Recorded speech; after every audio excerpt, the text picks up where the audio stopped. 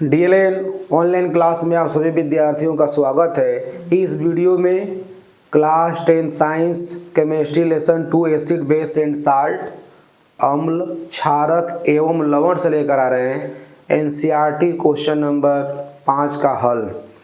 NCERT question number 5 में कुछ शब्द समीकरण दिया गया है, उसे रासायनिक समीकरण में परिवर्तित करके उसे हमें संतुलित करना है। तो क्वेश्चन नंबर 5 में क्या आ रहा है, ध्यान देना है। दिया है क्वेश्चन, निम्न अभिक्रियाओं के लिए सब समीकरण लिखिए तथा उसके बाद संतुलित समीकरण लिखना है। पहला क्वेश्चन आ रहा है इसमें ए में, तनु सल्फ्यूरिक अम्ल दानेदार जिंक के साथ अभिक्रिया करता है। तो जब कोई भी अम्ल से धातु क्रिया करता है या धातु अम्लों से क्रिया करता है तो धातु जो है यदि सक्रिय है, अधिक क्रियाशील है, तो वह अम्लों में उपस्थित हाइड्रोजन को गैस के रूप में विस्थापित कर देता है। तो यहाँ पर हम लोग लेकर आते हैं, क्या ध्यान देना है, तनु सल्फ्यूरिक अम्ल यानी H2SO4, यह तनु है, डाइल्यूट है, तनु है या किस रूप में, एक्वस रूप में है, जलीय रूप में AQ। तो यह सल्फ्यूरिक अम्ल क्रिया करने के लिए जा रहा है किससे, दानेदार जिंक यानी Zn। जिंक जो है किस रूप में है, ठोस रूप में है। दानेदार का मतलब होता है क्रिस्टल, छोटे छोटे क्रिस्टल पार्टिकल। तो जब क्रिया करेगा तो जिंक धातु जो है अधिक क्रियाशील धातु है, अधिक शक्तिशाली धातु है, अतः सल्फ्यूरिक अम्ल में उपस्थित हाइड्रोजन को गैस के रूप में विस्थापित करेगा। तो ध्यान देना है, बनेगा यहाँ पे क्या, ZnSO4 जिंक सल्फेट बनेगा। ये एक्वस रूप में होगा, जलीय रूप में होगा, AQ एक्वस प्लस यहाँ से हाइड्रोजन जो है गैस के रूप में क्या हो जाएगा, विस्थापित होगा। H2 जो है गैस बनकर निकल जाएगा। तो यहाँ पर हमारा समीकरण पहला रहा कि दानेदार जिंक सल्फ्यूरिक अम्ल से क्रिया करेगा तो साल्ट के रूप में बनेगा जिंक सल्फेट और हाइड्रोजन जो है गैस बनकर निकल जाएगा। क्वेश्चन नंबर 2 में आता है, तनु हाइड्रोक्लोरिक अम्ल एल्युमिनियम पट्टी के साथ अभिक्रिया करता है। तो जब मैग्नीशियम, ध्यान देना है, मैग्नीशियम एल्युमिनियम पट्टी के साथ अभिक्रिया करेगा तो एल्युमिनियम पट्टी जो होता है एक रिबन लाइक जो होता है धातु होता है, तो उस पट्टी से क्रिया करेगा डाइल्यूट हाइड्रोक्लोरिक अम्ल। तो क्या बनेगा, यहाँ पर भी एल्युमिनियम धातु जो है क्रियाशील धातु है, अतः अम्लों में उपस्थित हाइड्रोजन को गैस के रूप में विस्थापित करेगा।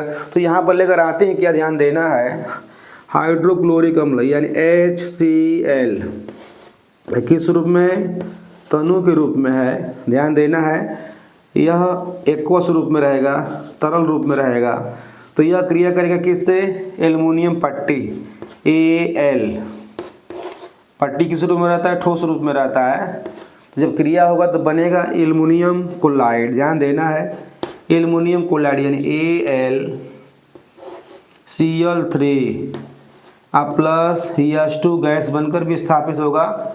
हम लोग अब क्रिया का ढांचा तैयार कर लेंगे। अब समीकरण को बैलेंस करेंगे, कैसे करना ध्यान देना है। यहाँ पर एल्युमिनियम क्लोराइड बना है, यहाँ पर 3 मॉलिक्यूल हैं, इधर जो है आपका क्लोरीन का एक ही मॉलिक्यूल है, तो इसको बैलेंस करना पड़ेगा हमको। तो कैसे बैलेंस करेंगे, ध्यान देना है। यहाँ पर हम लोग लगा देंगे 2, ध्यान देना, यहाँ पर लगा देंगे हम लोग 2 और यहाँ पर 6 लिख देंगे।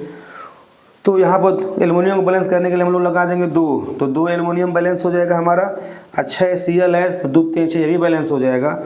बचा हाइड्रोजन कितना, 6 एटम है हाइड्रोजन के, तो यहाँ पर हम 3 का गुणा कर देंगे तो 3 ये होगी हाइड्रोजन, ये गैस बनकर निकल जाएगा, यानी ये गैस के रूप में बनेगा और ये एक्वस रूप में रहेगा। तो ध्यान देना है, समीकरण का ढांचा तैयार कर लेंगे, इसके बाद हम लोग आसानी ढंग से उसे बैलेंस कर लेंगे, कोई प्रॉब्लम क्रिएट नहीं होगा।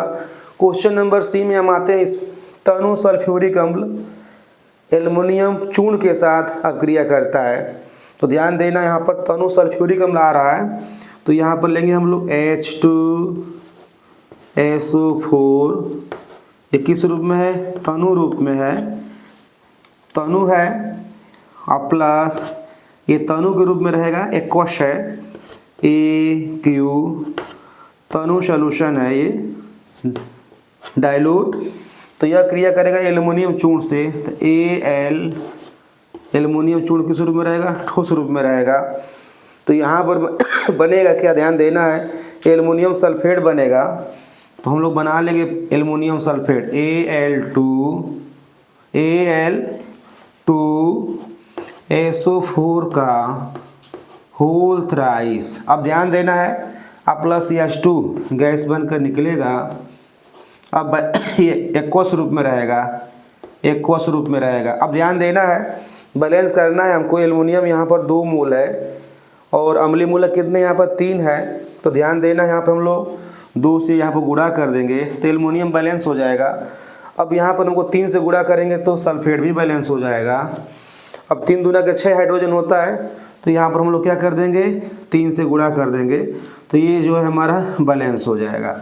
इस तरह से हम लोग समीकरण को की ढांचा तैयार कर लेंगे और उसको हम बैलेंस कर लेंगे। क्वेश्चन नंबर इसका डी आ रहा है, तनु हाइड्रोक्लोरिक अम्ल लौह रेतन के साथ अब क्रिया करता है। तो ध्यान देना है, तनु हाइड्रोक्लोरिक अम्ल तो यहाँ पर लेंगे हम लोग HCl, ये एक्वस रूप में रहेगा, जलीय रूप में रहेगा। ये भी तनु सॉल्यूशन है, डाइल्यूट है। प्लस क्रिया करेंगे लोहे रेतन से, तो Fe रेतन चूर्ण के रूप में रहता है, ठोस है। तो यहाँ पर बनेगा क्या, ध्यान देना है, हम यहाँ पर आयरन जो है जब HCl से क्रिया करेगा तो लोहा का क्लोराइड बनेगा।